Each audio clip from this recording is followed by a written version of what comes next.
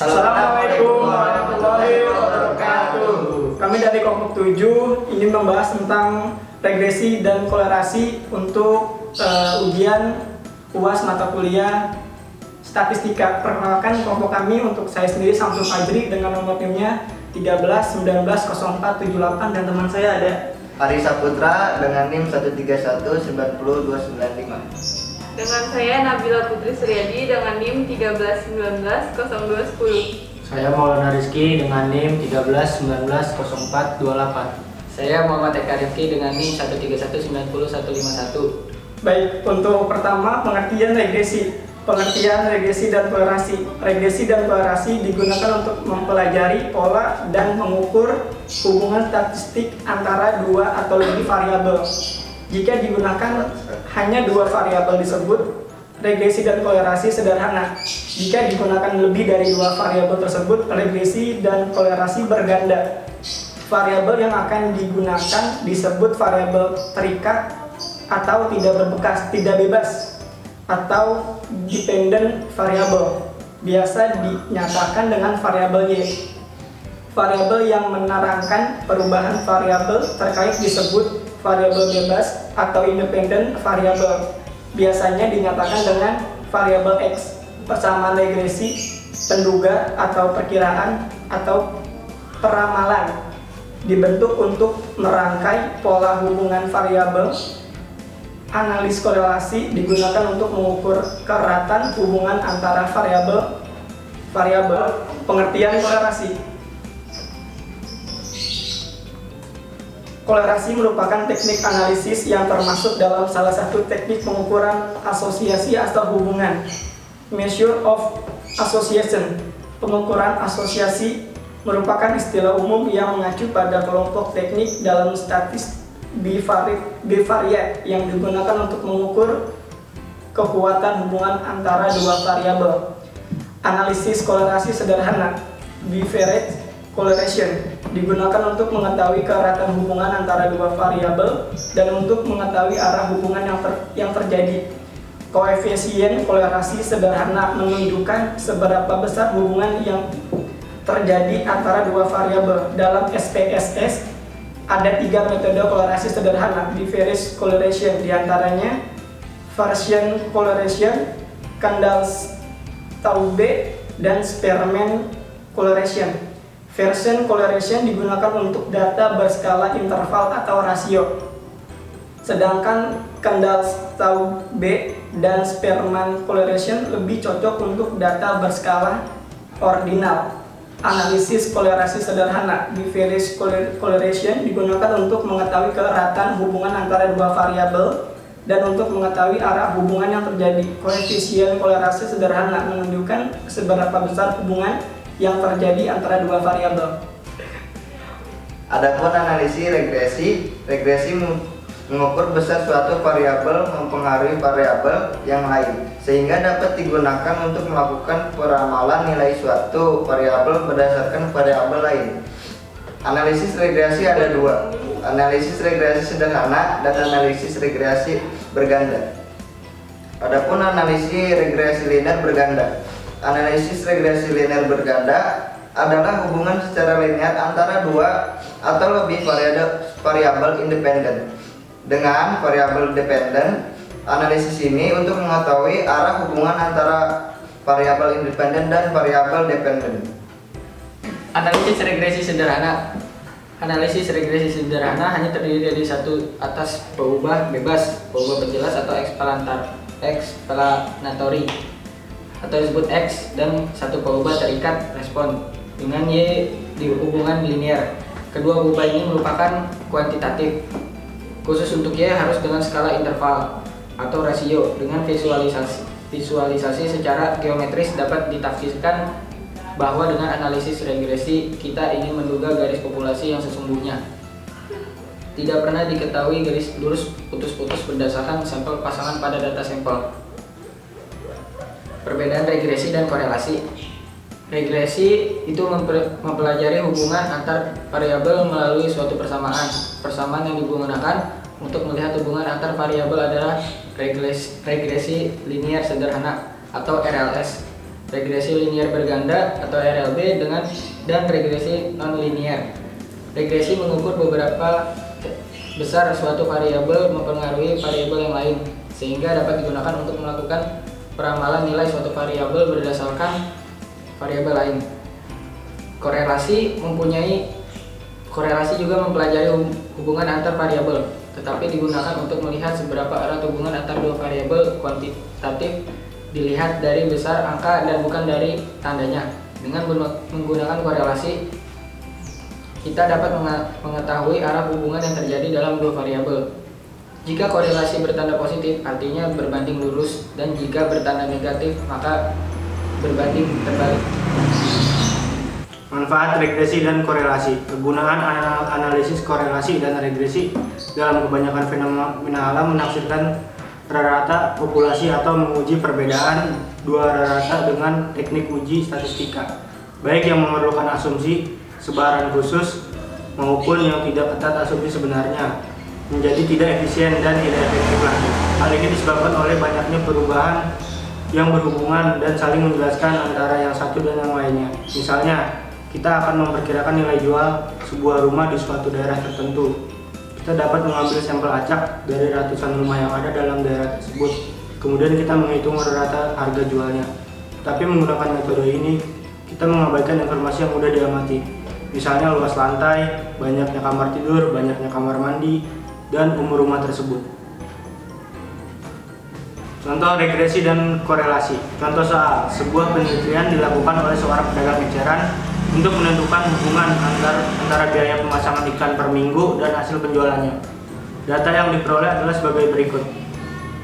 Data variabel X terdiri dari 18, 23, 28, 32, 41, 59, 89, dan 99. Variabel Y 17, 20, 23, 27, 32, 46, 63, dan 74. Buatlah diagram pencarnya, tentukan persamaan regresinya, perkirakan besarnya pengeluaran untuk konsumsi jika pendapatannya sebesar Rp950.000, koefisien korelasi, koefisien determinasi. Untuk penjelasannya akan dibawakan oleh teman saya menggunakan Microsoft Excel. Di sini saya akan menjawab contoh soal regresi dan korelasinya. Di sini saya mengerjakannya menggunakan Excel. Saya akan menjawab pertanyaan pertama, yaitu kita membuat diagram pancarnya. Setelah kita masukkan data di Excel-nya, kemudian kita cari insert, kita klik scatter. Nah, kita klik kanan select data, kemudian kalian masukkan data-data X dan data Y-nya. Setelah itu kalian klik OK. Nah, di sini kita akan lihat data-data kita linear atau tidak. Kalau linear itu data-datanya akan naik ataupun turun. Tapi jika data-datanya itu berantakan atau tidak tersusun, bertumpuk-tumpuk gitu, itu tandanya tidak linear.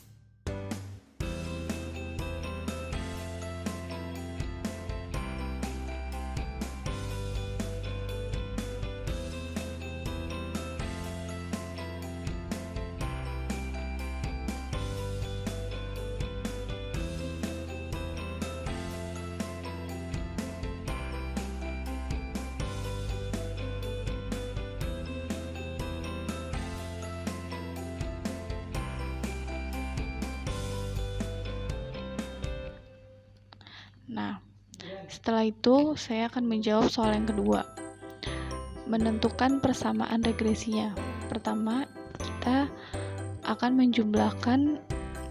mencari X pangkat 2, X kali Y, dan Y pangkat 2. Cara mencari X pangkat 2 yaitu kita ketik sama dengan terus 18 dikali 2. Kemudian kita copy ke bawah aja. Nah, setelah itu cara mencari X kali Y yaitu kalian ketik sama dengan terus kalian masukkan data X, kalian ketik bintang, kalian masukkan data Y. Nah, itu sudah ada hasilnya. Nah, setelah itu kalian tinggal copy ke bawah.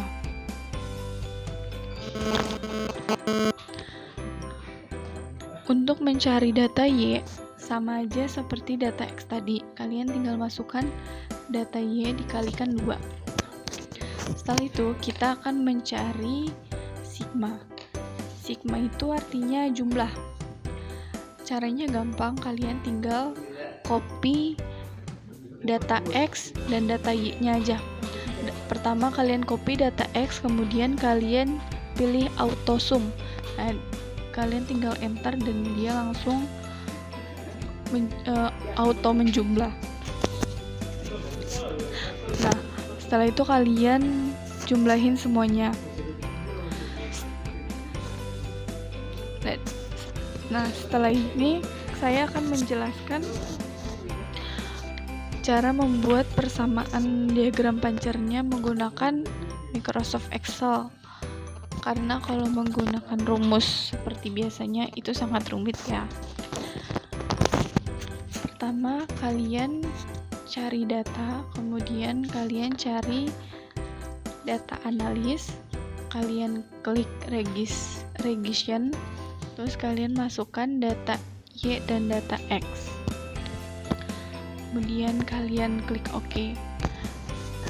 Di situ kita udah bisa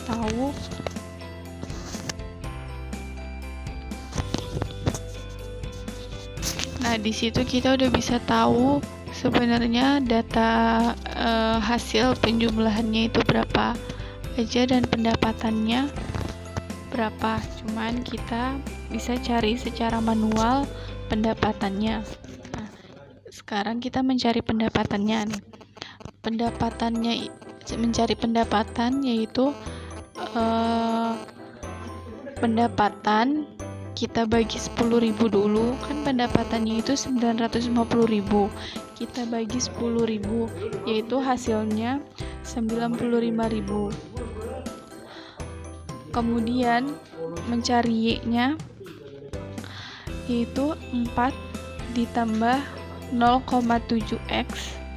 Nah, 4 itu dari mana? 4 itu kita lihat dari hasil persamaan regresi yang tadi kita cari. Itu ada di intercept. Dan 0,7-nya itu ada di X variable. Nah, setelah itu 4 dan 0,7-nya kita kali, kemudian kita masukkan juga 95 yang tadi ya. Nah, kita jumlah yaitu hasilnya 70,5. Jadi perkiraan besar pengeluarannya itu 70,5, kita kaliin 10.000 lagi jadi 705.000. Nah, kemudian untuk soal yang terakhir, yang dua terakhir itu kita mencari korelasi dan determinan. Korelasi itu R dan determinan itu R pangkat 2. Caranya itu gampang, kita tinggal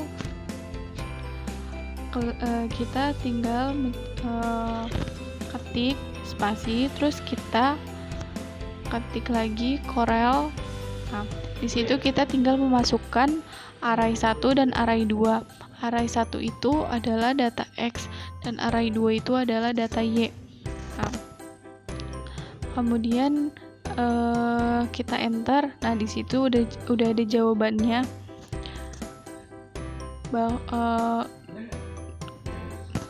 Di situ udah ada jawaban korelasinya.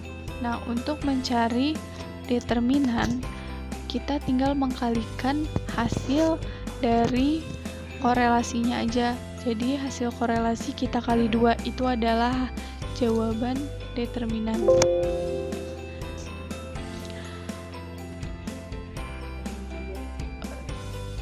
Terima kasih.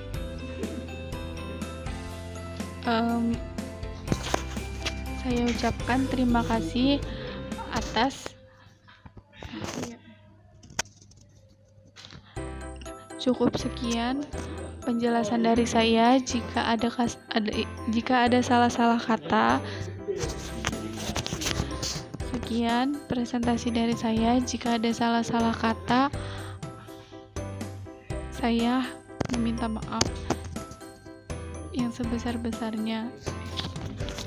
Sekian penjelasan dari saya.